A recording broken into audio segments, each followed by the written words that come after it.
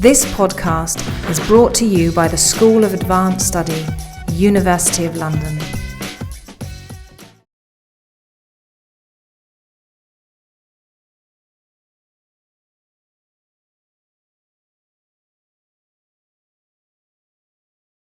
So we begin. Thank you for being here today. First of all, I would like to thank Professor Copenhaver for accepting to be here today. And the university, the Trust Fund of the University of London, funded us today through the Cassal Fund, which is aimed at helping French students. So it's a good pleasure to be funded for this workshop today on Symphorien Champier. Well, it's with enormous pleasure that I introduce Brian Copenhaver. He's someone who knows the Institute very well, and today we had a workshop on Symphorien Champier, and his books on Symphorien is one of the best monograph available at the moment. And he was around when he was finishing this book, so it is very pleasant for me to introduce him. He showed me actually that now two books have already been printed, one by Oxford, the other by Penguin, and they are about a history of the magical tradition in the Western world, and the Penguin one is more a selection of, let's say, important texts of the magical tradition. Today it will be again on Symphorien Champier after many years, and he will talk about a treatise that we didn't know about it, right? So thank you very much. Thank you.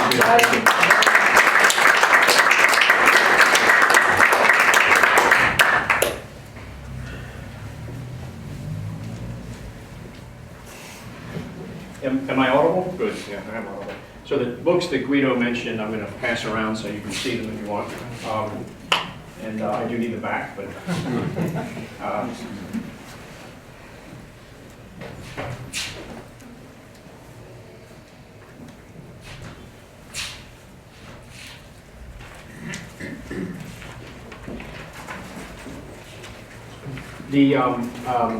what Guido says about my past at the Warburg is correct. It was certainly a long time ago, and I was just telling David Friedberg that whenever I walk through those doors out there into this temple of Mnemosyne, I always feel better somehow. And has a lot to do with how this institute rescued me from my misspent youth. So today I'm going to talk about Symphorien Champier. And this is the only image of him that I know that's in the convention of realism, and whether it's an image of him is a question I'm sure Richard knows, but it's in Alu's book. And it could be an icon in any case. This is the book that I wrote about Champier when, in the late 60s and early 70s, when I was here a lot. And when I was guided by these three great souls, Perkin Walker and Charles Schmidt and Francis Yates. And it's they have everything to do with it. It's if it's whatever it is, it's their fault.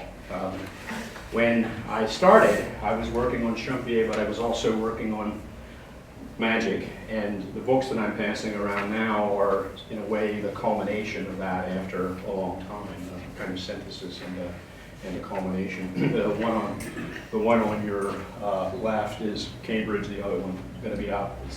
It's published in the hardcover now. It'll be out in paperback fairly soon.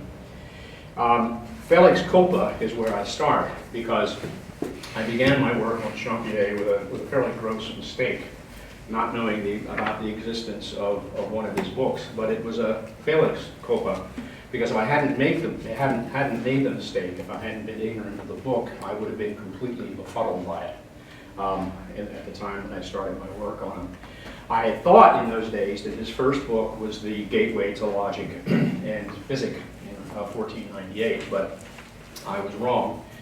I could tell by looking at it that he wrote the book. There's his name. You can see it up there at the top. And I could tell by looking at the colophon page that it had a date. If you look closely, you can see that it's October 5th, 1498, and that gave me a sense of security, right? And because Alou said it was his first book. This is the printer's mark from Guillaume Bazarin. There was another book printed by Bazarin, same period, people date it to 1500 more or less. It gets classified as an incunabulum. And that's the one that really interested me. Again, if I looked at it, I could see that Champier wrote it, there's his name. And again, that gave me some kind of sense of security about it. And if I looked at the colophon page, it wasn't quite as helpful because it tells us the month it was printed in, but not the year, which is, of course, what one wants to know. And that information is absent. This is the book about whose existence I didn't know until very recently, although some other people did. So my ignorance was certainly culpable. I think productive at the same time, but culpable. This is the type. This is the front end of the book, and I'll be talking about it a little bit later. This is, of course, Alou's study, biobibliographical study of Champier, upon which I relied. And it's quite a work for its time. This is one of the images that Richard talked about earlier today. Alou sees Champier's career quite correctly as that of a person who succeeded primarily as a physician. And this image, which turns out, as Richard pointed out today, to be an image of medical foolishness, this image is from his first book, from the Ottawa. This is the Symphonia, and it shows us the Champier who gained fame as a classicizer of medicine and also as a harmonizer of certain kinds of medical traditions, hence the term Symphonia. Symphorien Champier, you get it. Champier was very fond of puns on his own name. He was also very fond of chivalric history. These books have lots and lots of good pictures in them, like this picture of warfare, in which, of course, Champier did participate personally and was knighted for it. And then this is the other technology in which I think he was most deeply immersed, which was the relatively new technology of print. Now, this title page, we can call it that, of Champier's first book, if you look at it, transcribe it, this is what it says: Isagoge of Symphorien Champier, Grammaticam, Disputinum, et Logicam, etc. Means Symphorien Champier's introduction to instruction in grammar and logic, pointing out the falsehoods of the realists, shedding light on the truths of the nominalists, and happily beginning both. So Champier leaves us no doubt where he stands as to the realists and the nominalists. That turns out to be quite important. As I say, if I had known the book existed and I had countered that, knowing what little I did in 1968, 69 about the rest of Champier's career, I simply would have run for cover. I would have had no idea what to make of it at that point. I would have been completely befuddled. It is still, to a certain extent, befuddling. So everything I'm going to say today comes under two rubrics of apology. One rubric is that the book that I wrote about this, I started in 1968 and finished in 1978. Most of the work was done between 1968 and 1970, and God knows there's a lot wrong with it, and it certainly needs a lot of improving. So that, and also I've forgotten most of it. So there's that. The other point is that most of what I'm going to say today I don't understand. It's just not clear to me what's going on yet in Champier's book. That's because I only started to work on it recently, and I just don't understand it yet.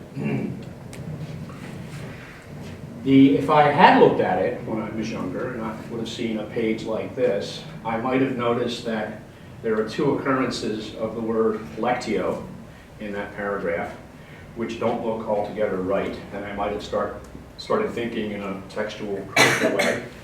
And it might have occurred to me that if you look at the Latin text, that the lectio in the third last line there is the right reading, but that the next lectio ought to be sectio. I would have made that emendation, and I would have been very proud of myself had I done that at the time. But that wouldn't have taken me very far with the actual meaning of this peculiar text. That's what it says. If someone should say this, on the contrary, an infinitive can supposit when one says to read is good, to cut is to act. And so a verb can supposit. The reply, as Dailly says in his Insolubles, is that if the to read is taken verbally, when saying to read is good, then this statement is not well-formed but ill-formed. But if it is understood nominally, then it's well-formed, and the sense is reading is good, and the sense of the second statement is cutting is good, and so on. That's a mouthful, right? And if I had tried to make sense of it, I might have noticed at some point that in Champier's Latin, right in the middle of it, is embedded this li, right?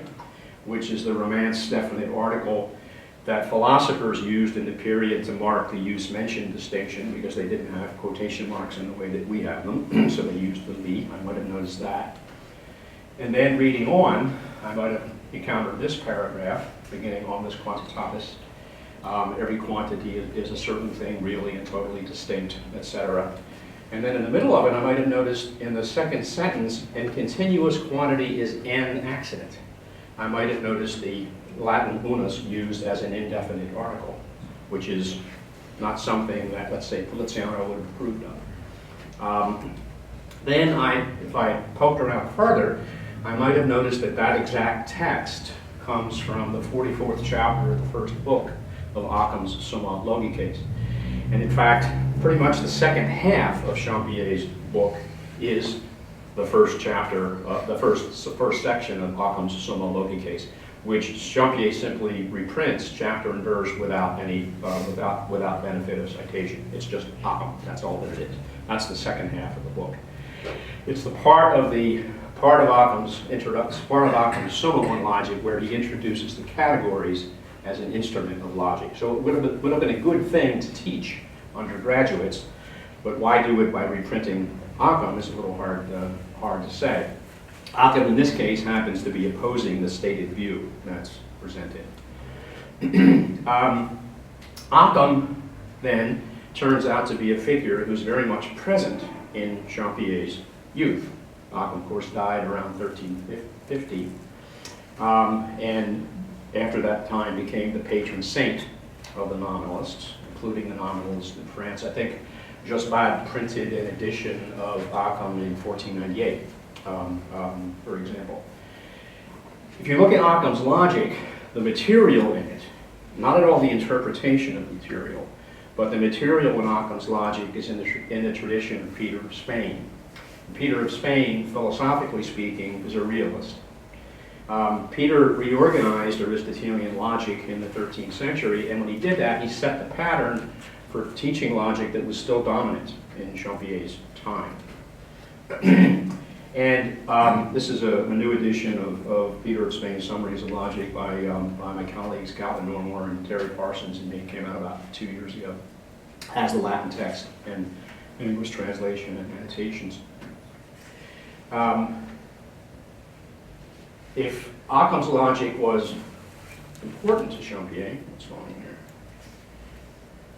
Not behaving. Isn't that weird? Sorry about that. It was supposed to say Martin of Dacia. That's not Martin of Dacia, but it's a picture of somebody around Martin of Dacia's time.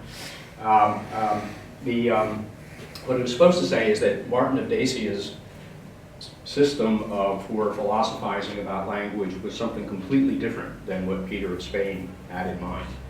He developed it in the 13th century, which was Peter's century, but he lived in the early 14th century. The system that he developed is called modes of signifying, and the people who developed that system are called modists. That's the usual terminology for them. Modists, ontologically speaking, are realists, and that's the problem for Champier. So when Champier sees the modists, he sees them from the point of view of a nominalist, and he says this, and he attacks them because their realist ontology is a false ontology, according to him, according to Champier. The modists, he begins to analyze by making this statement. The first part of what he analyzes he calls the 8 principles of grammar. So it's modist grammar that he's studying in a book that's also about logic, but the grammar that he's studying by modern scholars is very often called speculative grammar or philosophical grammar.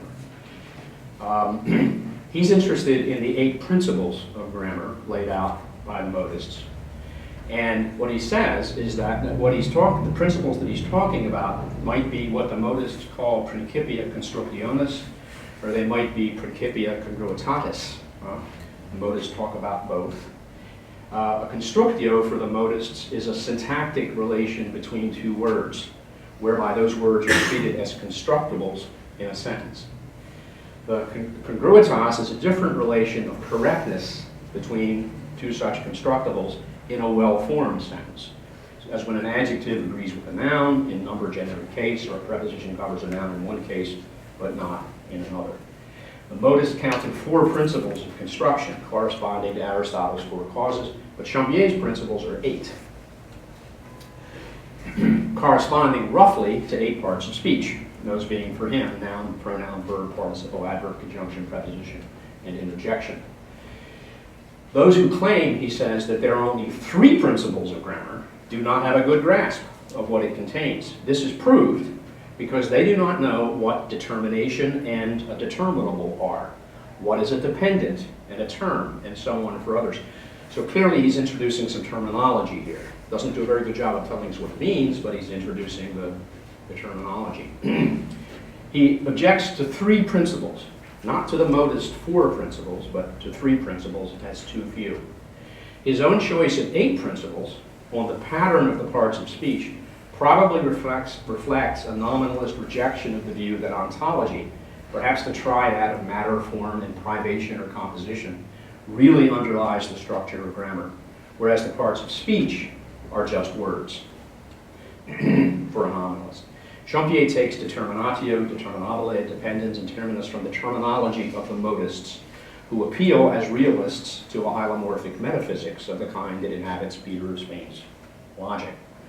Of the 2 constructibles in a construction, according to the modists, one is always determinate and the other dependent. In Socrates runs, for example, the second word depends on the first, which determines the second in the relation called determination. So, on the modists, we'll take a little bit of time for some basics, although as I say, I'm not quite sure I understand what the basics are yet for the modists. The modists begin with things and thoughts and meanings. And they're interested in properties of things, properties of thoughts about things, and properties of meanings of thoughts about things. So as you can imagine, this gets pretty abstract pretty quickly. It's at 2 levels of abstraction anyhow, away from things. Properties of things, in the case of a fish, might be colors like the blue fish, the red fish. Properties of thoughts about things might be the idea of the fish. My thought about the fish and your thought about the fish are different, right? But they're thoughts. So the mindness of your thought and the yourness of your, those constitute different properties at this level of analysis.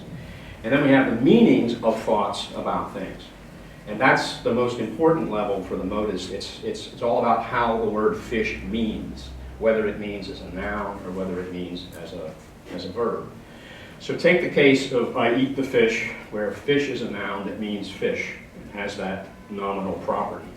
And then take the sentence I plan to fish, where fish is a verb that also means fish, but has a verbal property. Now, I hasten to, in the interest of full disclosure, I'm using this particular example in English as a very weak analogy of how the modists do it in Latin. What I'm doing isn't quite kosher, right? But bear with me because it'll get us through it in less than 5 hours, which I'm sure you're all in favor of. Those are the 2 salient examples. I eat the fish and I plan to fish. So, I eat the fish, I plan to fish. We've got the same word in both sentences. Both are well-formed sentences. Fish, very broadly speaking, has the same signification according to the modists in case 1 and case 2. Fish has, however, a nominal way of signifying in sentence 1, whereas fish has a verbal way of signifying in case 2. Those are the modes of signifying. Verbal in one case, nominal in the other. Properties of things might be ways of being. Properties of thoughts might be ways of understanding, and properties of meaning might be ways of signifying. Or, if you put it into modist terminology, properties of things are modes of being, of thoughts are modes of signifying, of meanings are modes of understanding, and then of meanings are modes of signifying. Modes of being might be illustrated in this way. If we have a fish and the fish is friendly, we might say that the quality of friendliness is predicated of the thing which is a fish. Or we might say that there's a mode of friendliness which inheres in the substance which is the fish. That's one way of analyzing at the level of modes of being, right?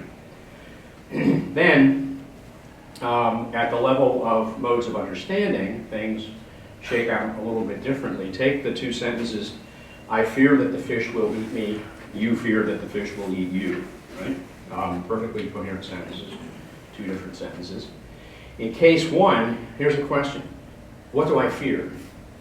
Do I fear the fish, or do I fear that the fish will eat me? I mean, if the fear is going on up here, right, there's no fish up here. So if this is where the fear is located, the fish isn't up there, so what is it that I'm fearing, right? That's a serious question for the modists. Do I fear a being when I'm fearing what I'm fearing, or do I fear an understanding of a being? This is the sort of thing the modists were trying to get at in a much different way than the conventional logic. Take the proposition, I fear that the fish will eat me. We can take that proposition and in any number of languages express it as a sentence. I fear that the fish will eat me in English, for example, perfectly well-formed sentence. Then I can utter in English a sentence that's not well-formed using the same elements. I can say, I fear that the will fish eat me, and that's just not a well-formed sentence in English. Shark is hungry is the kernel of a well-formed sentence in English. Might be, the shark is hungry today, but there it is. At the kernel of the sentence, it's well-formed. And as a well-formed sentence, it expresses a relation between a subject and a predicate. It also expresses a relation between a thing and a property of the thing. I could say the same thing over again by stating that it expresses a relationship between a substance and an accident of a substance. All of these are conventional ways of talking about the structure of that sentence. When I'm talking about the relationship of the predicate to the subject, I'm talking in terms of the logic that Peter of Spain propagated for about 3 centuries. When I'm talking in terms of substance and accident, I'm talking in terms of ontology, which had been around for a long time before Peter of Spain. It's a certain kind of eclectic Aristotelian ontology. If in the core sentence, shark is hungry, which is well formed, if I'm focused on the subject-predicate relation, what I'm doing is I'm being a grammarian. Whereas if I'm focused on the substance-accident relation, I'm being a metaphysician, right? A kind of philosopher. Modist realism, then, entails a certain kind of ontological commitment along the following lines. That grammar, in the modist way, studies modes of signifying that reflect syntactic relations among parts of speech, noun, verb, pronoun, and so on, as elements of sentences. That's the modist view. And these modes of signifying are going to be modes of things as thought, as meant, said. Whereas the modes of understanding are going to be modes of things as thought, and then the modes of being are going to be modes of things. All three are aspects of the very same reality. They're simply different ways of analyzing it, different ways of looking at it, according to the modist. Hence, modes of signifying are real, and the modists are realists, and that's what Champier doesn't like. So, grammar, according to the nominalists, is a totally different enterprise. According to them, grammar studies words which are spoken or written related to mental terms or concepts by convention. So this is what Pierre Dailly says around 1420. He died around 1420. It's useless to posit, in the case of words, modes of signifying added on to utterances, as the cause of governing or construction in speech. Those people are completely wasting their time. That's his view of the realists.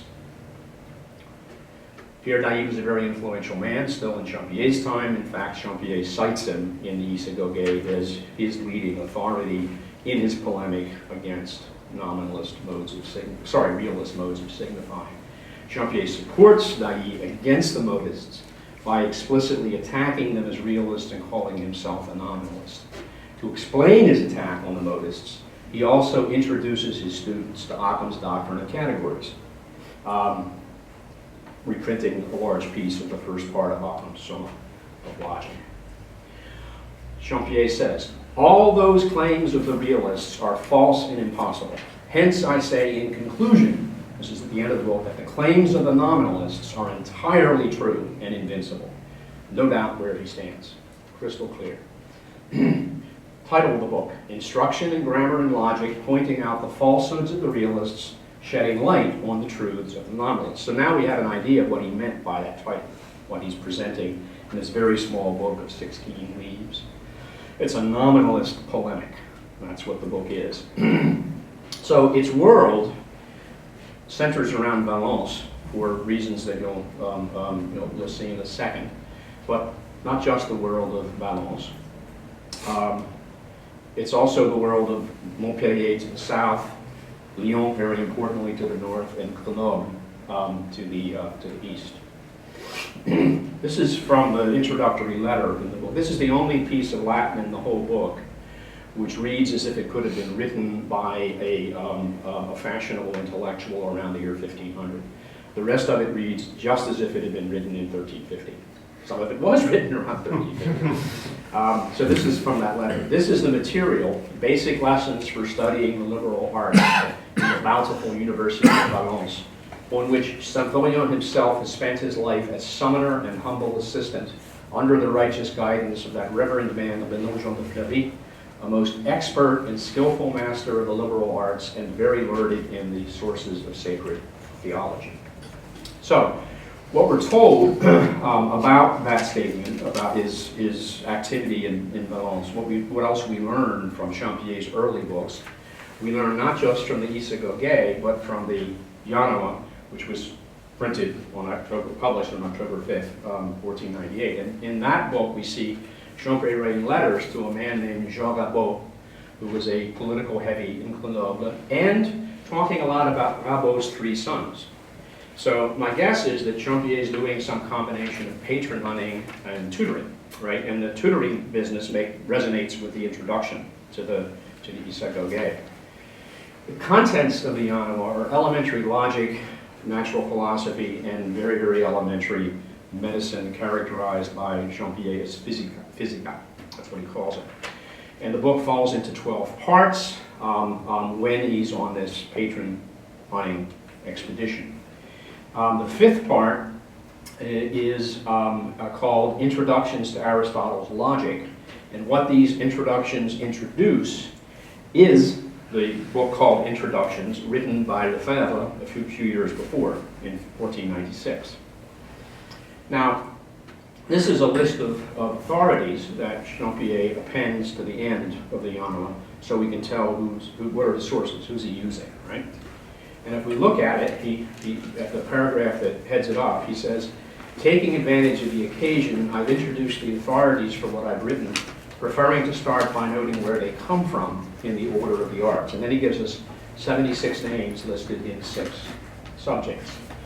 So in the order of the arts, the subjects are philosophy, poetry, literature, astrology, geometry, medicine. And that's the order in which Champier presents them, surely enough. If we looked at it and tried to put it in chronological order, we'd come up with a little bit different grouping. We might be inclined to do that, trying to distinguish his ancient sources from his medieval sources from his contemporary or Renaissance sources. A lot of what he writes in the book, obviously, is about philosophy and medicine, which is predictable. Maybe not so predictable is the disposition of his ancient and medieval and Renaissance sources. If we look at the Renaissance sources, there aren't many of them, And they're the usual suspects, right? Ficino, Landino, Lefebvre, Barotti, voila. Nobody's going to be surprised by that. We look at the medieval sources. Among them, we see Albert of Saxony, Buridan, Grosseteste, Occam, and Scotus. For a person who's writing a book flagrantly pledging allegiance to Lefebvre de Pau, I would say that Buridan and Occam and Scotus are pretty big surprises at this point. He calls his work an exposition of difficult terms or words in the introductions to logic by Lefebvre de Pau, that most eminent professor of the arts. Those are Champier's words. And the piece of the book, the piece on logic, is 15 pages. It's about 12% of the book as a whole, and it's the same genre as the Isagoge. It's introducing at least something like logic to elementary students. That's the work that it's doing. Near the start of his exposition, Champier quotes Lefebvre's Introductions, which had been published in 1496. And in that paragraph, he cites Lefebvre as, quote, my very best teacher. This is Champier writing. To identify what belongs to the vulgar writing of strangers, notice these especially: suppositions, ampliations, restrictions, appellations, exponables, insolubles, and obligations. Note that they are considered rejects from philosophy, having no value or scarcely any, and that their rules need not be dragged into true logic and philosophy. So he really doesn't like suppositions, ampliations, restrictions, appellations, exponables, and so forth, and he calls them rejects, right, at this point. So if we look at Peter of Spain's summaries, which was the standard layout for logic in these days, this is simplifying, but roughly speaking, Peter's book is divided into two halves. It has 12 chapters. Half the chapters are about the logic as it was presented in the old days by Aristotle and Porphyry and Boethius. And the second half of the book is about something entirely different. It's about the new logic that came to flourish most of all in the 14th century with Occam and Buridan. So it's about, the second half, suppositions, relatives, ampliations, appellations, restrictions, and distributions. Those are the names of its chapters. Right?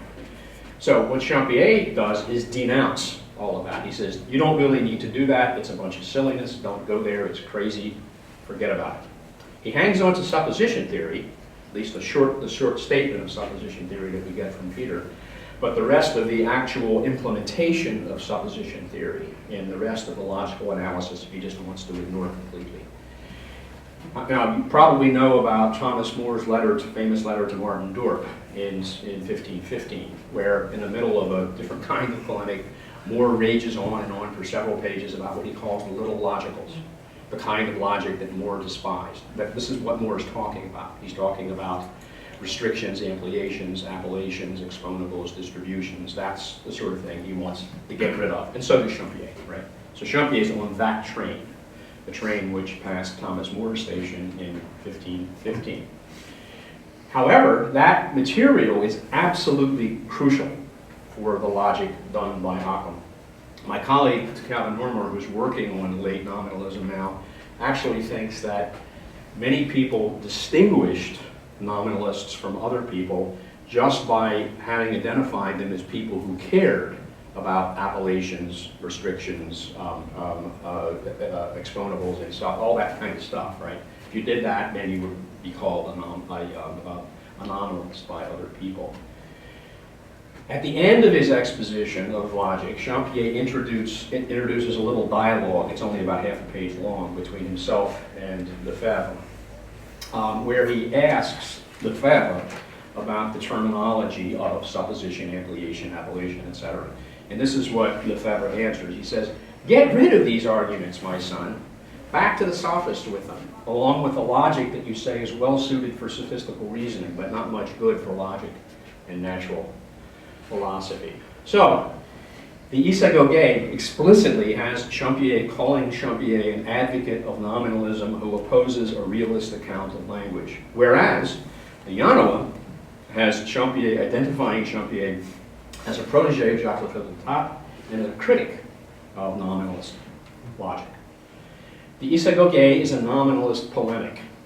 The book, it's a crude book, it's poorly organized, it's often unintelligible, at least as far as I can tell. Maybe I just haven't figured it out yet, but I do find it at the moment often unintelligible.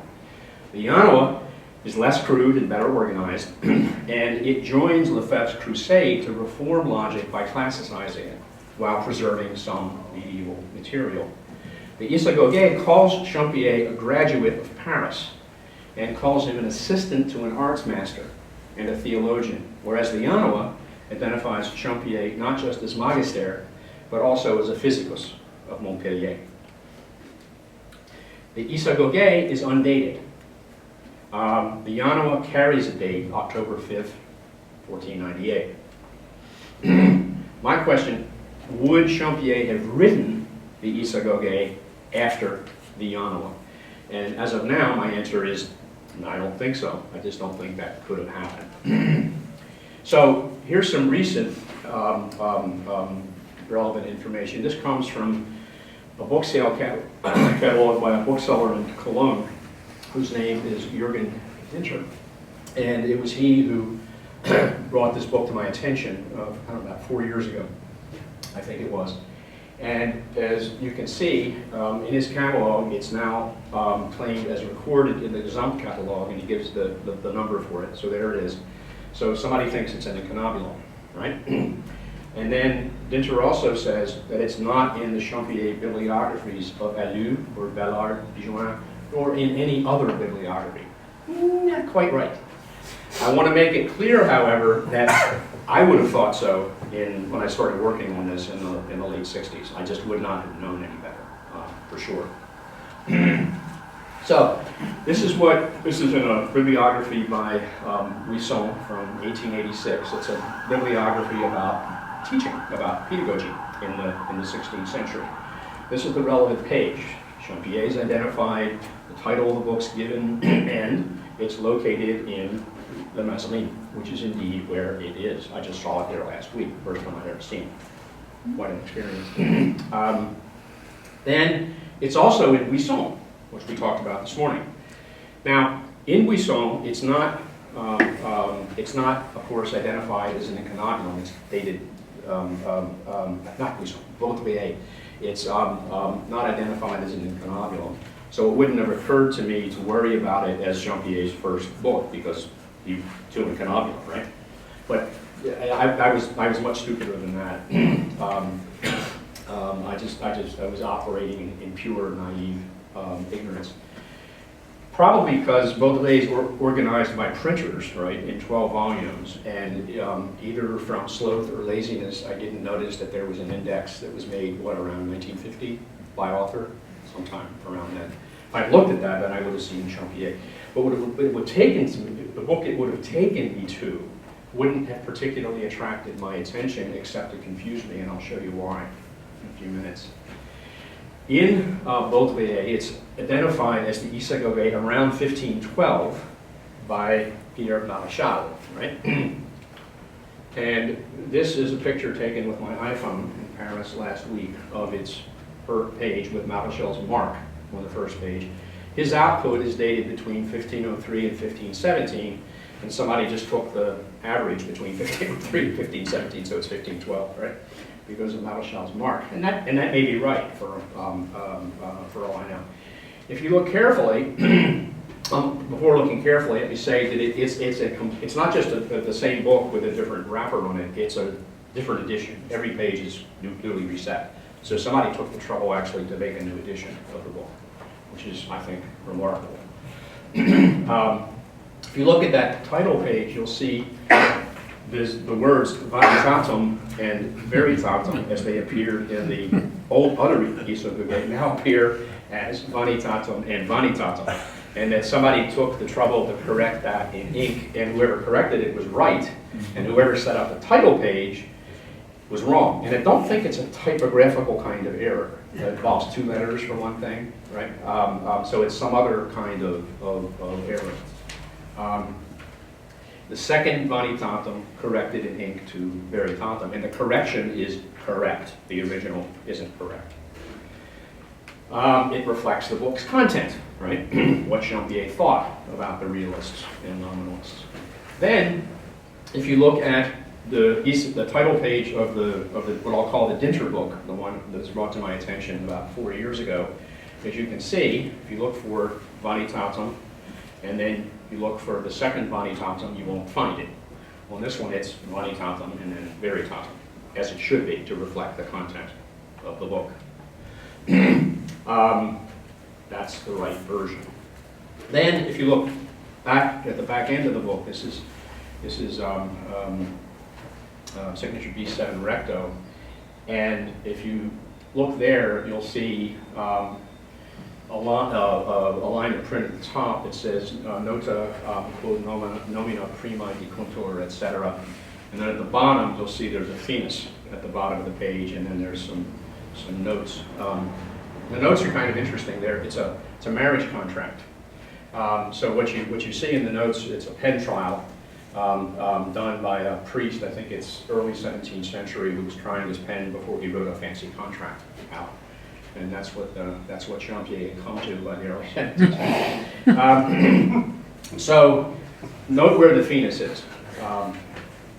This is what the top part of those several paragraphs of Latin say. It says, although it's enough to divide the present work into exactly 3 parts, as the prefatory letter makes clear, yet, because the present work considers some topics that seem not to be included in that division, at least explicitly, the present work can be quite usefully divided into 5 parts in order to shed more light on those very clever nominalists. Right? So notice 2 things. First of all, it speaks of the nominalists in the 3rd person, right? Not in the 1st person. And also, it takes a perspective on the book that stands outside the book. And in all likelihood, it's a paragraph which was added to the end of the book by somebody, by the printer, right, at some point. So this is the same material in Dinter's Isagoge, and notice the finis isn't there. That's because the finis is on the previous page where it comes before the material, which is where it belongs. So there are 2 mistakes in the Mazarin copy, which I think are mistakes vis-a-vis the Dinter book. I could be wrong about that, right? But that's what I think. And those 2 mistakes, I think, reflect the order of production of the 2 books, as well as ignorance of Champier's attitudes in the second case. The Mazarin Isagoge, I think, I know it's a different edition. I think it's a second edition made without Champier's involvement after 1503.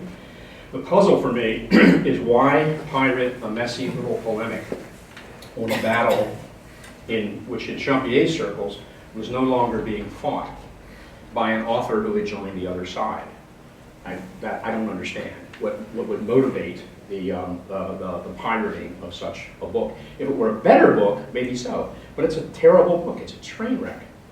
And why anybody wanted to pirate it, I don't get it. The text of the Dinter Isagoge, I believe, couldn't have been written after October 5th, 1498, which is the colophon date of Champier's Janua. If Dinter and the Gesamtkatalog are right, and this earlier Isagoge is an incunabulum, then the Gesamtkatalog date of 1500 is too late by at least 2 years.